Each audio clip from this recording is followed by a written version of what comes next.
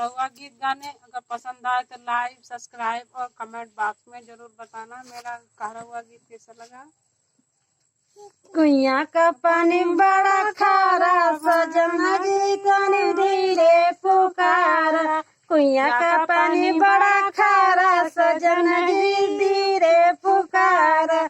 हमारे ससुर के महला दुमहला, हमारे ससुर के महला दुमहला। नौकर लग 10-12 सजना जी धीरे पुकारा।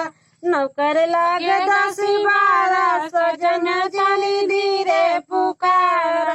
कुइया का पानी बड़ा खारा सजन जनी धीरे पुकारा। हमारे ससुर के बाग बगीचा, हमारे ससुर जी के बाग बगीचा। मलिया लाग 10-12 सजन जनी धीरे पुकारा। मलिया लाग 10-12 सजना जनी धीरे पुकारा। कुइया का पानी बड़ा खारा सजना जनी धीरे पुकारा। कुइया का पानी बड़ा खारा सजना